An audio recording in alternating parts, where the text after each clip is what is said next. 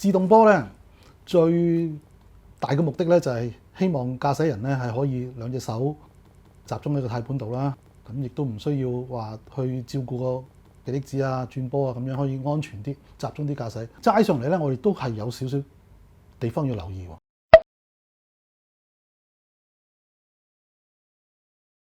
有啲朋友問點解我揸自動波嘅車咧喺斜路裏邊開車喺 parking 掹出嚟咁難咧棘住咧？其實個原因咧就係因為我哋停車嘅時候個順序係做得唔好。正確順序咧就應該喺斜路裏邊，咁你咧就用個腳掣得停架車啦，然之後拉手掣，然之後咧你就鬆翻開個腳掣，跟住先至入個 parking。咁你再拉翻出嚟咧就唔會有困難啦。有一個做法咧亦都係可以建議俾大家，就係拉咗手掣之後。你亦都可以將個波咧由個 D 波掹去 N 波，然之後鬆一鬆個腳掣，咁咧去確定你個手掣咧係拉得夠緊，然之後再入 P， 咁呢個咧亦都係一個好建議嚟㗎。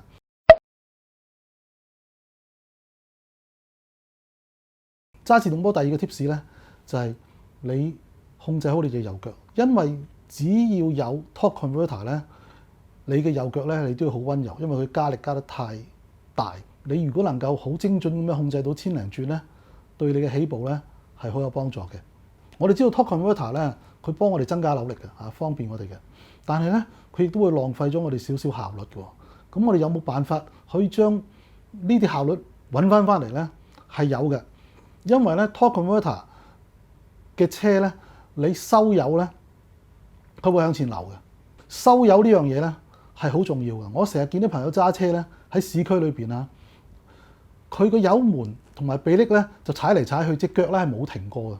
嗱，當然我哋如果喺高速公路裏邊咧，你上得80-90公里咧，因為封咗嘅關係，你真係要踩住個油門咧，架車先至 keep 到速度。但喺市區就冇呢個情況啦。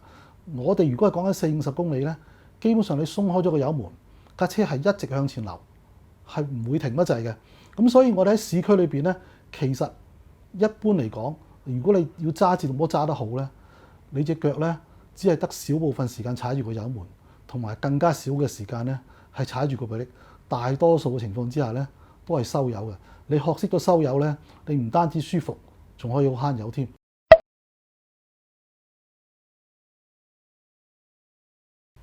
話明自動波咧，最大嘅功用咧就當然係幫我哋自動轉波啦嚇。按路況、按速度咧，夠力嘅話咪轉高波咯。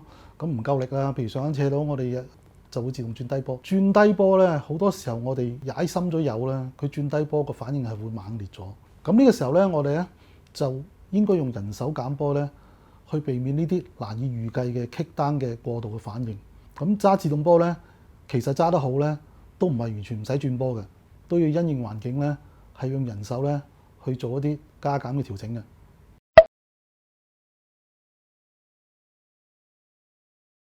如果你喺平路裏邊咧，你收咗油門咧，你掹去人手減波咧，架車會挫一挫嘅喎。咦，原來自動波都需要補油嘅，係咪啊？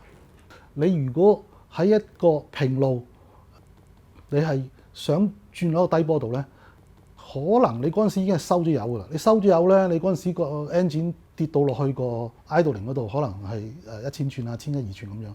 你輕輕俾翻少少油。俾到架車咧係唔加速，但係個轉數上咗嚟嘅喎，你可能會見到上到去1500轉啦，2000轉樓下。你嗰個時候一掹落個低波度咧，個轉數就會上啦。而家車係一啲都唔錯嘅。咁呢個咧就係揸自動波嘅一個比較高級啲嘅技術啦。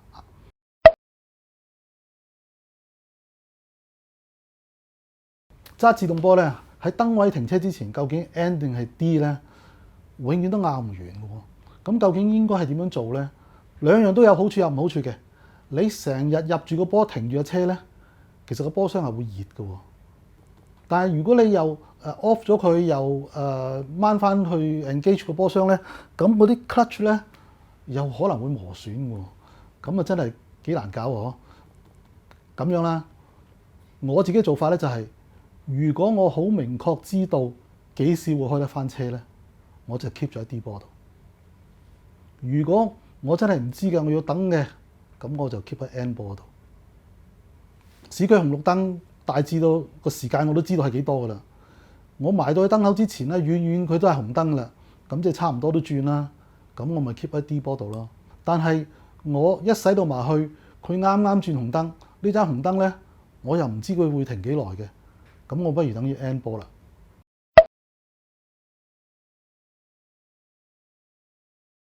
咁最後咧，提醒大家，你喺市區揸車咧，就唔好入 P 波，因為咧你入 P 波咧，其實咧個轆同個波箱之間咧係一啲機械結構上高咧係 lock 住嘅。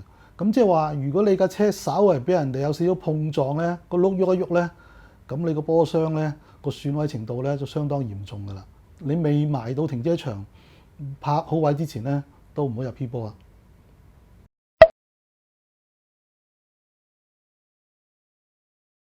大家有冇睇過對上一次換波箱油係咩時候咧嚇？其實咧，波箱油好重要喎。波箱油咧，佢扮演好幾個角色嘅。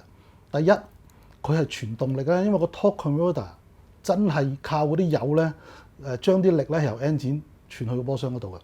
第二咧，佢仲要對嗰啲零件潤滑咧，譬如喺個valve body 即係轉波嗰個機關咧，裏邊有好多好複雜嘅 plunger 咧，咁樣轉嚟轉去咧，如果稍為有啲污糟啊，或者啲油個黏度唔夠咧，佢棘住咗之後咧，咁成架車就會死火噶啦。第三咧，佢仲要提供啲壓力咧，俾嗰啲咁樣嘅 clutch 咧去工作。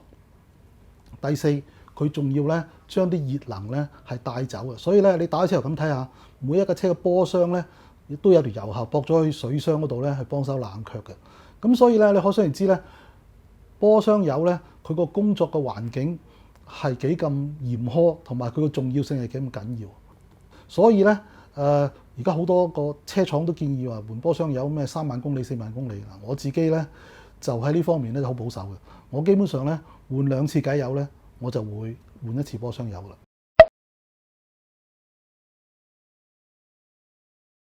好重要一樣嘢，換波箱油一定要用翻原廠嘅波箱油，沒有同級，一定要 identical 嘅。點解咧？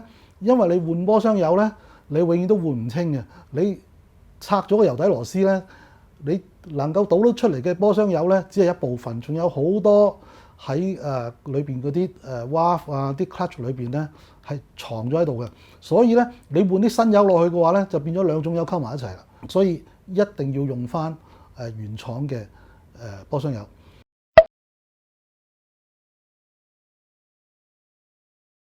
有啲人咧建議係沖洗個波箱嘅。嗱，呢個咧我就比較亦都係保守啲，我就唔係好建議咁做，因為咧嗰啲沖洗嘅劑咧，其實咧佢會幫你溶解啲油垢啊、污漬咧嘅同時咧，其實咧係真係洗晒所有潤滑嘅嘢嘅。當然你話我洗完之後我倒翻啲油落去㗎嘛，嗱，呢個就係關鍵。